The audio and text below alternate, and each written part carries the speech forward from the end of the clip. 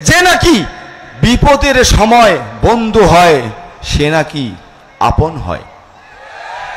এটা কথা বিশ্বাস করতে হবে। এই আউলিয়া ঘাটে একটা মহামারী দুর্ভিক্ষ ছিল।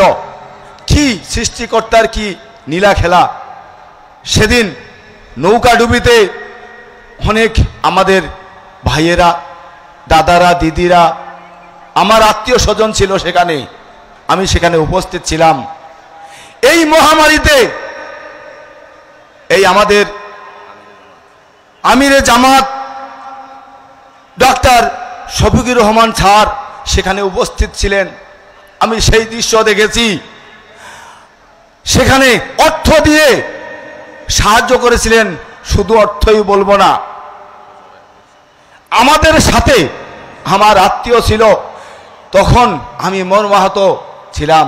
তখন আমি যে দৃশ্যটা দেখেছিলাম, যে আমাদেরকে বুকে জড়াইয়ে ধরছিলেন, আমি তখন দেখেছিলাম, আমি মনে করছিলাম যে এই মানুষটি আসলে খুবই ভালো।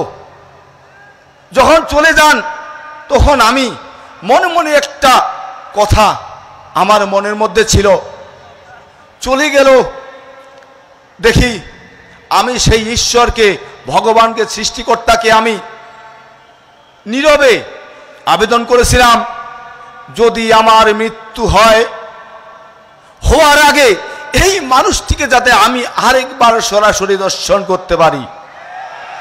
ঠিকই সেই সৃষ্টিকর্তার কি অশেষ কৃপা, আমি আজকে এই গতকালকে রাত্রেই দেখেছিলাম, আজকে আবারও দেখছি। আমি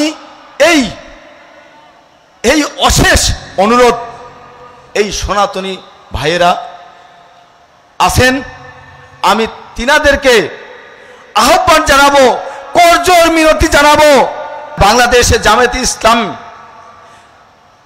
এই বাংলাদেশের ক্ষমতায় আসুক, আপনারা হাত বাড়িয়ে দিবেন।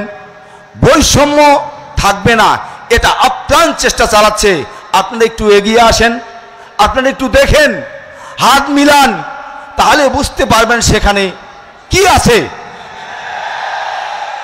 ধন্যবাদ। আমি আমাদের এই সংখ্যালঘুদের পক্ষ থেকে আমি আপনাদের জামাতে ইসলাম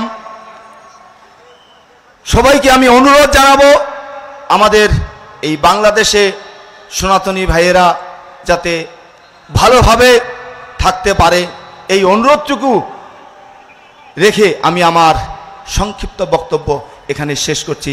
ধন্যবাদ। নারায়ণ।